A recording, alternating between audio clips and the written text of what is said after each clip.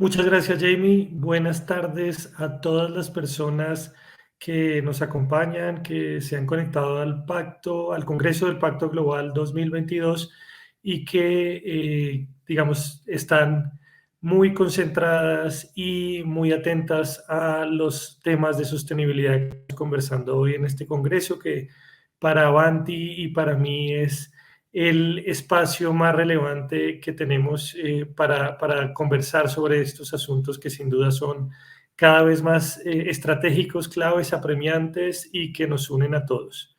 Les voy a contar un poco sobre 10 factores, aunque tal vez terminen siendo más porque al final digamos que hay más espacio para conversar acerca de otros, pero factores para la transición energética. Se habla mucho hoy de la transición energética, pero digamos ahí agradezco a Avanti, a pesar de que no voy a hablar tanto de la gestión de Avanti, sino de las reflexiones que hemos tenido internamente en la compañía acerca de lo que debe ser la transición energética y de lo que, o no lo que debe ser, sino tal vez de los factores que debemos tener en cuenta que tal vez no estamos teniendo eh, todos en la conversación. Pasa en muchas ocasiones que nos estamos concentrando mucho en el tema de emisiones, que es un tema clave, evitar, reducir, mitigar las emisiones de gases de efecto invernadero, de CO2 equivalentes, pero si bien este es un tema muy importante para el planeta y para nosotros como país, Colombia en los cálculos más altos, por ejemplo, la ministra de Minas y Energía ha calculado que en la cifra más alta que tal vez Colombia aporta de gases de efecto invernadero al planeta, a la atmósfera, es de aproximadamente 0,68%. Pero hay otros cálculos que hablan entre 0,5%, 0,6%. Igual tenemos un gran reto y una tarea en reducir esas emisiones. Y además, no podemos decir que porque aportemos poco, no tengamos ese compromiso, porque, digamos, podemos sumar muchos países que son pocos y al final es mucha la huella. Claramente tenemos que, es un tema clave, es un tema estratégico, es un tema central, pero no es el único tema central y estratégico para Colombia ni para el mundo. Y un poco a eso invita la presentación que les compartiré el día de hoy, a reflexionar sobre otros temas. No es una lista taxativa tampoco, son 10 ideas que hemos identificado como claves que deberían estar en el centro de la discusión, que deberían también discutirse, que deberían conversarse, que deberían ser objeto de reflexión, pero que, digamos, sentimos que no se han tratado tanto, no se les ha dado el mismo foco que en el caso el tema de emisiones. Entonces, empecemos por la deconstrucción de conceptos. En primer lugar está el de energías renovables no convencionales. Hablamos mucho de energías renovables no convencionales y hablamos mucho así de varios conceptos dentro de los temas de transición energética y cambio climático, tal vez sin ponernos de acuerdo sobre lo que significan.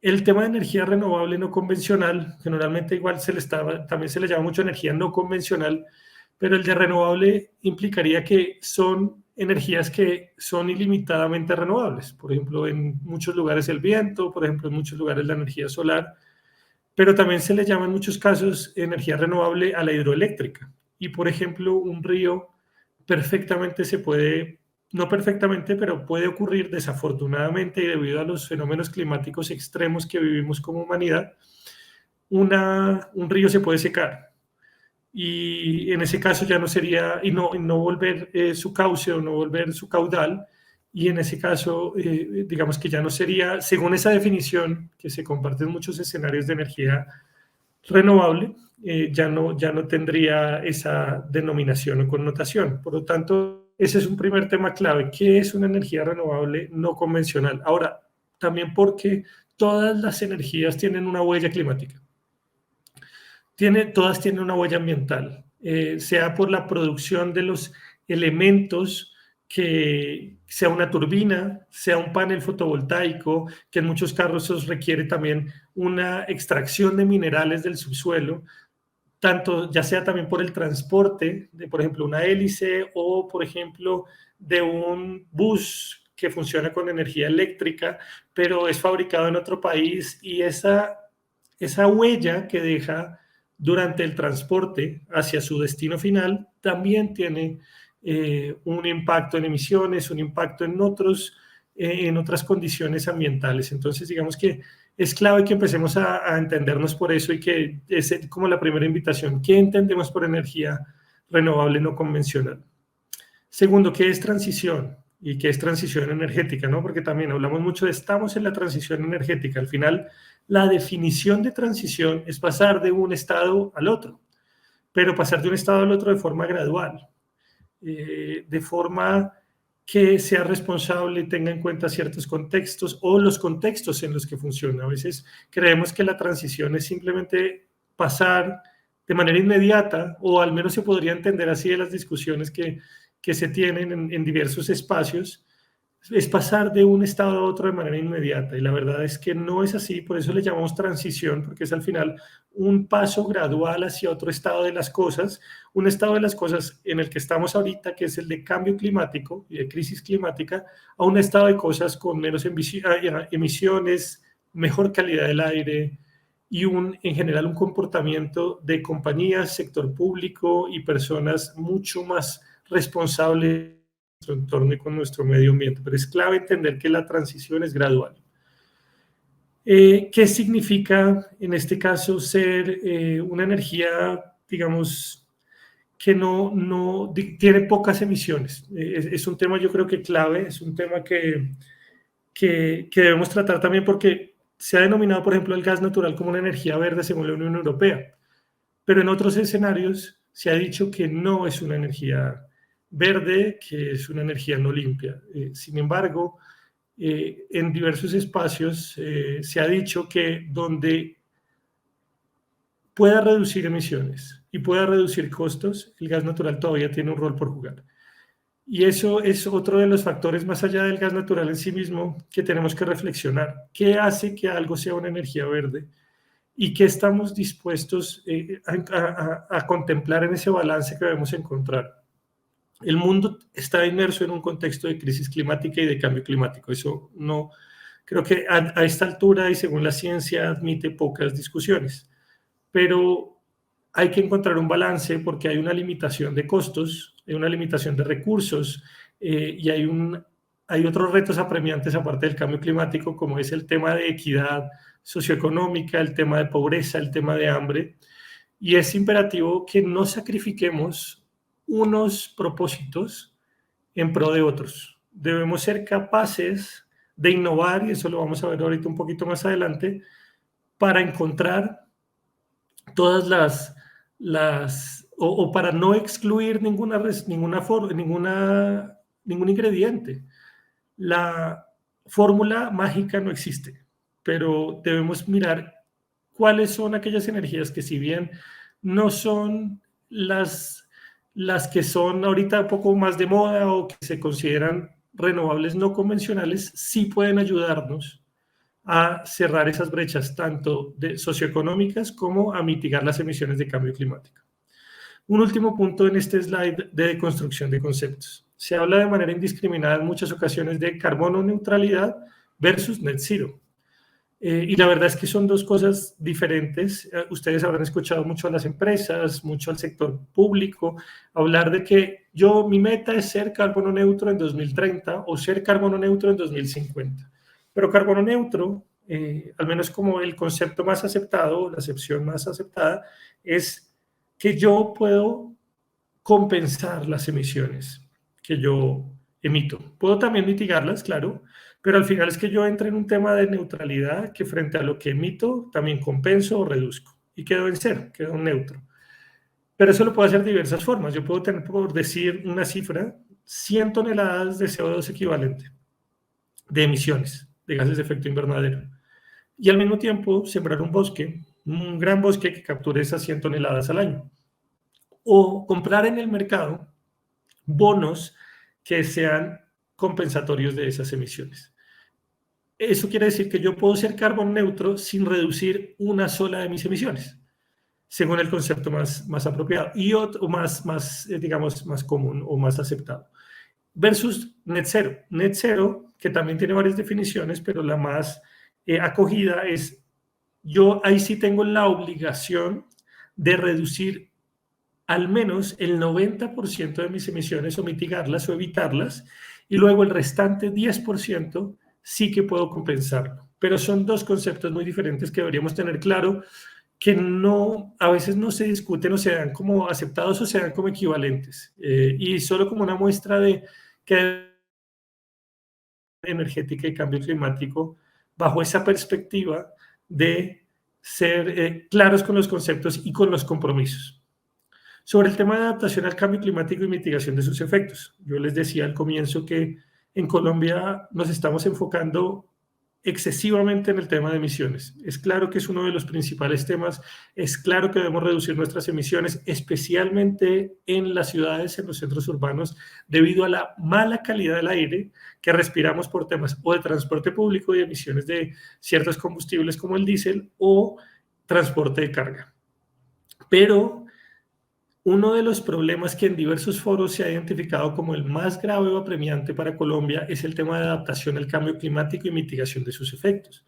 ¿Por qué? Yo les voy a poner solo 3 razones, pero seguramente este tema solamente daría para todo un congreso de Pacto Global, todo un foro. Pero el primero es la pérdida de biodiversidad de ecosistemas. Habrán escuchado y es un comentario, un tema común, que Colombia es potencia en biodiversidad.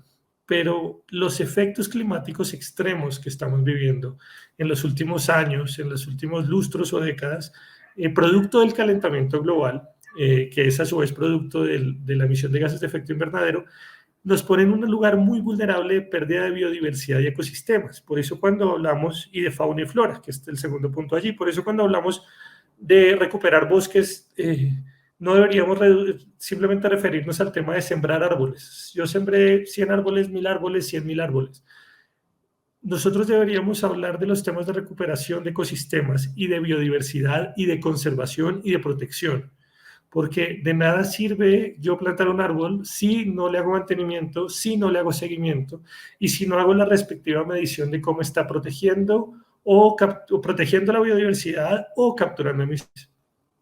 Y por último, el tema de la vulnerabilidad de la infraestructura. Nosotros en Colombia se considera, y eso ya lo vamos a ver en un slide siguiente, que la matriz energética es la novena más limpia del mundo y se calcula que entre 60 y 70% de la generación de energía en Colombia es de fuentes, por ejemplo, que se podrían considerar, según dependiendo de la definición, como hemos visto, de renovable no convencional. Pero en todo caso, la infraestructura sí es muy vulnerable al cambio climático y a los fenómenos climáticos extremos. Y ese es un tema que también debemos trabajar, no solo como industria de energía, sino en general como país. Otro tema, eficiencia energética. Hablamos, claro, de consumir, uno, de fuentes más limpias y dos, consumir, digamos, reduciendo las emisiones como consecuencia de consumir de fuentes más limpias. Pero no estamos hablando lo suficiente de eficiencia energética, que es básicamente hacer más con menos consumo. Eso también es transición energética. El mundo inevitablemente va a consumir más energía. Se habla mucho en Colombia en este momento de una reforma industrial y una reforma agraria. Todos esos prospectos y todas las consecuencias de esas reformas inevitablemente van a llevar a que consumamos más energía. De hecho, Colombia consume menos energía per cápita de la que debería consumir según sus niveles de desarrollo. Y sin embargo, seguimos, no estamos hablando lo suficiente de cómo que eso no implique excedernos en cuanto a emisiones o excedernos en cuanto a nuevas fuentes de energía, sino al contrario, ser más eficientes, poder hacer más, como en estos nuevos propósitos de desarrollo del país, pero consumiendo menos energía. Y les pongo solo un ejemplo que allí encuentran, no desperdiciar sus productos. Hay ya maneras de generación como la autogeneración o la cogeneración de energía con distritos térmicos o distritos energéticos ubicados en una fábrica, ubicados incluso en un edificio residencial, que puedan aprovechar los subproductos de todo el proceso de producción. Un ejemplo, el vapor.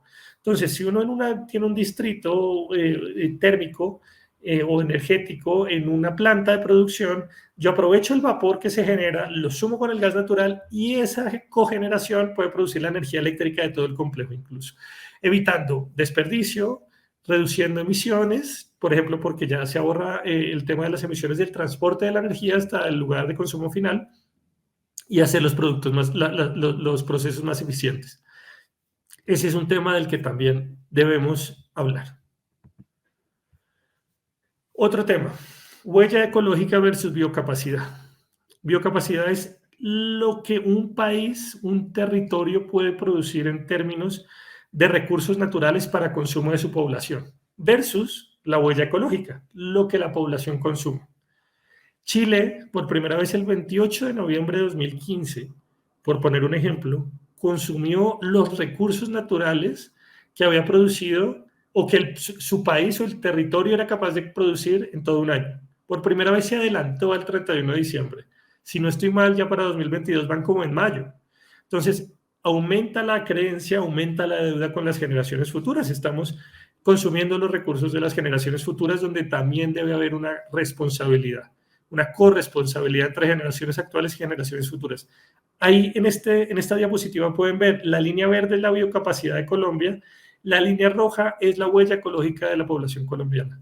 Si bien todavía estamos en un terreno positivo, pueden ver cómo desde 1960 hasta 2018 y un poco más, la línea se va, el espacio se va achicando, va siendo cada vez menor, y si la tendencia continúa, va a ocurrir no dentro de muchos años que los colombianos y las colombianas consumamos más recursos de los que el país es capaz de producir en un año.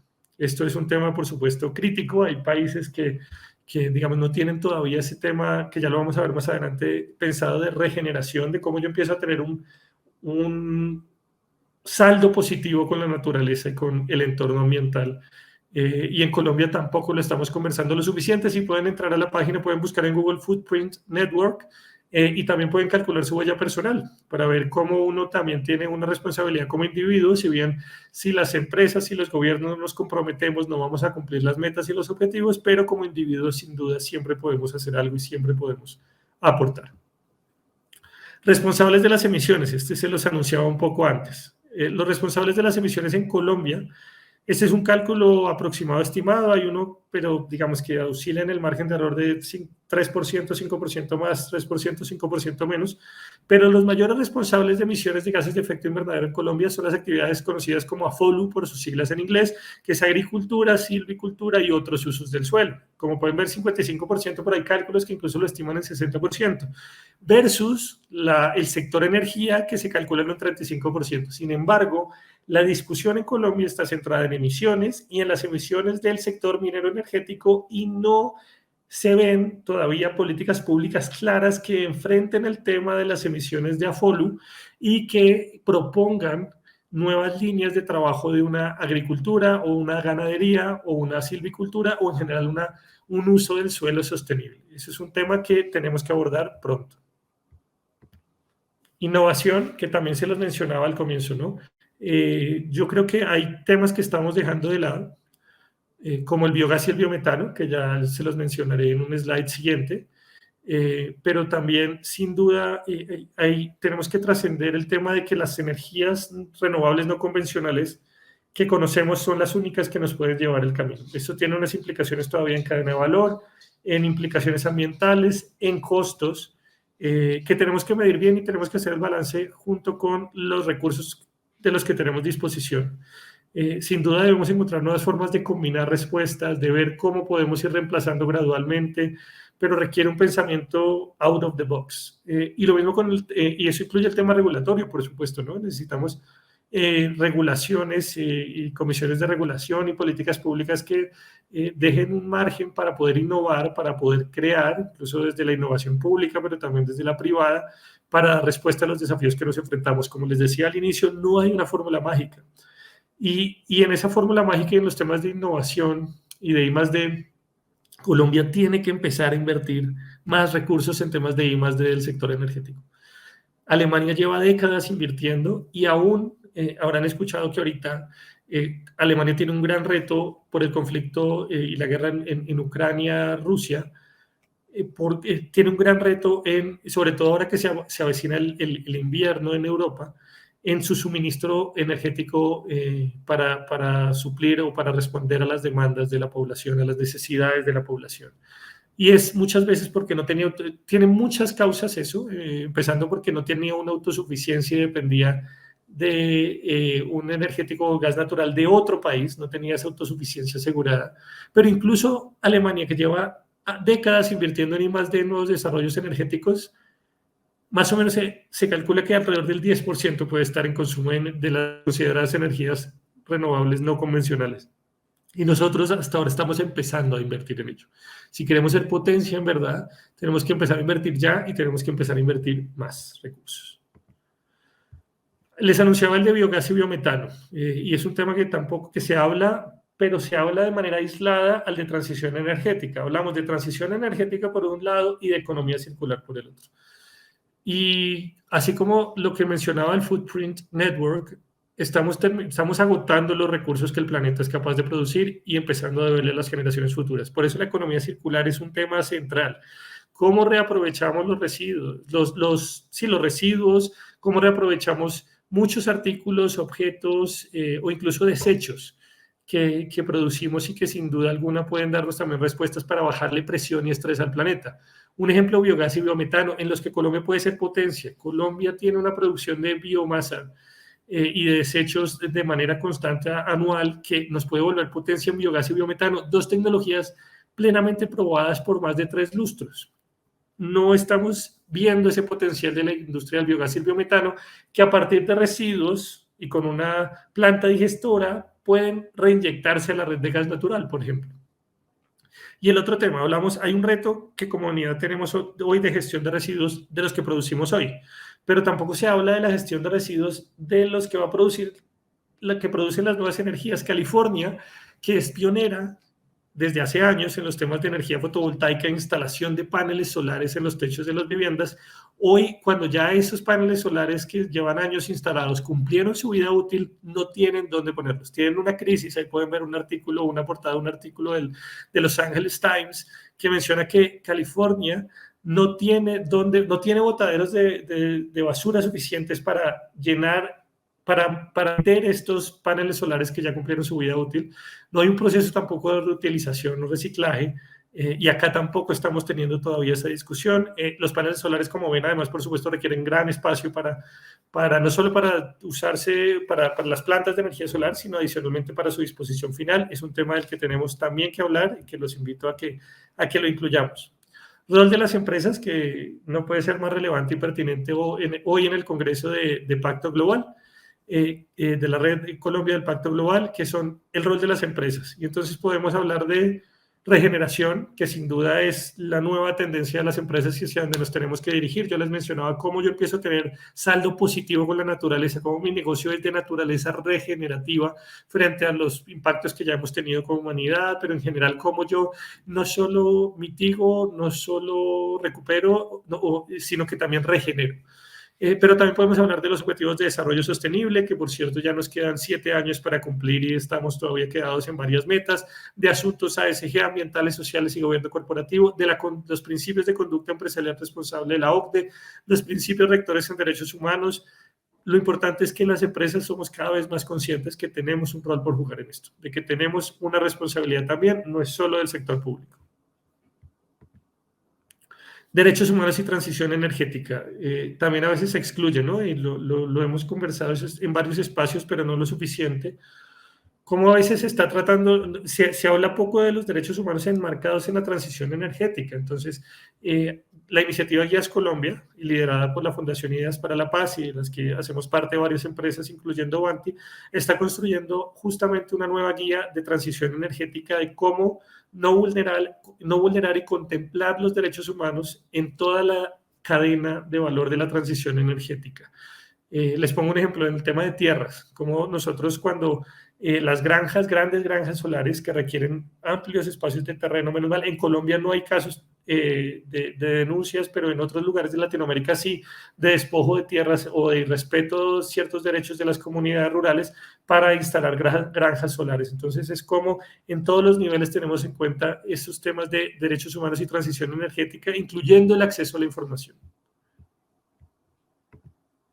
Cadena de suministro, creo que es claro, y en el tema de emisiones ha sido bastante claro. Tenemos que revisar no solo nuestro propio alcance, es el alcance 1, sino el alcance 2 y 3, el alcance de los servicios que me prestan las empresas que me prestan esos servicios, sino adicionalmente todas las actividades que requiere mi organización para funcionar.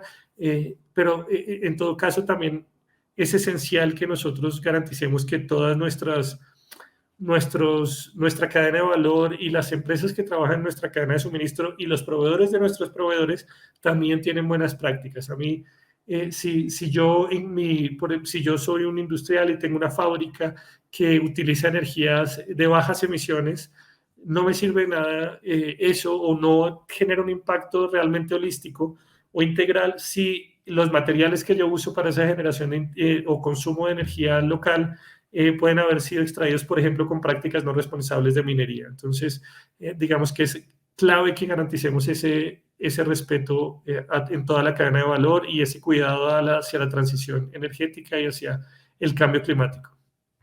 Ya para cerrar, como les decía, eran 10 temas, pero quería dejar otros abiertos porque estos son simplemente los que hemos tenido nosotros la inquietud, los debates que nos han surgido hablando de transición energética y que no vemos que estén lo suficientemente enfocados, que no vemos que se den los debates necesarios, pero también hay otros. La vulnerabilidad de la infraestructura, sin duda ya la mencioné, transformación de industrias y el transporte de carga. No es uno de los principales contaminantes en los centros urbanos, el transporte de carga, y hoy no tenemos las respuestas financieras o técnicas suficientes o no se han planteado para poder hacer esa transformación y mejorar la calidad del aire que respiramos en las ciudades. Y sí hay soluciones a las que podemos recurrir, son soluciones ideales en costos y bajas emisiones, como es el caso del gas natural con vehículos dedicados, pero es una discusión que tenemos que dar.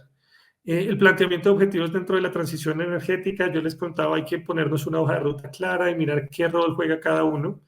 Diseño de ciudades es clave. En Londres se está hablando de que no se va a permitir mayor construcción de vivienda en el centro de Londres y en general en el Londres capital porque no hay más, no hay más cupo, no solo cupo físico, sino cupo energético. Y ahí ya para cerrar uno que no está en la diapositiva, que es el de equidad de género. Y equidad de género en dos dimensiones, que tampoco se habla tanto o lo suficiente de equidad de género y transición energética. Yo les mencionaba el tema de I+D. Debemos invertir en investigación más desarrollo de nuevas energías y transición energética. Pero estamos garantizando una educación con paridad de equidad de género que permita a las mujeres también tener esos roles y ejercer esas carreras. Estamos desde pequeñas cambiando esos sesgos y esos roles, estamos procurando y garantizando que las mujeres estén incluidas en esas carreras. Yo creo que hay todavía trabajo por hacer. Y dos, en el tema de economía del cuidado, todavía las mujeres se calcula según el DANE que más del 70% del trabajo no remunerado y cuidado del hogar recae en las mujeres, quienes muchas veces no tienen las condiciones adecuadas de calidad de vida y de digna. Todavía más o menos 10% de los hogares en Colombia cocinan con carbón, leña o desechos y según el cruce con el trabajo no remunerado del hogar, ese trabajo recae en mujeres que, por ejemplo, están respirando humo de leña o de desechos o de carbón, que es muy perjudicial para su salud respiratoria, pero que además tiene un tema de pobreza energética. Se considera pobreza energética cuando las personas cocinan con leña, con carbón o con desechos. Y los sustitutos, por temas de costos y de viabilidad técnica, es muy difícil que sea, por ejemplo, un panel solar. Tenemos que entrar a pensar cómo hacemos la vida de las mujeres que se encargan de estos trabajos del hogar y el trabajo no remunerado, del cuidado, cómo hacemos que tengan mejores condiciones de vida. Es un tema que no da espera y que debería ser prioritario en la discusión, además para ahorrarles tiempo que puede generar después o redundar en que destinen ese tiempo a sus proyectos de vida. Eso era lo que les quería compartir hoy. Perdón si me extendí un poco más, pero es un tema que me apasiona y que nos apasiona desde Vanti y que espero que suscite alguno de ellos o todos los temas discusiones internas y que empecemos. No, no hay, como les decía, una fórmula mágica, una respuesta unívoca, y tenemos que poner todos de nuestra parte para solucionar los desafíos a los que nos enfrentamos como humanidad y como país. Muchas gracias.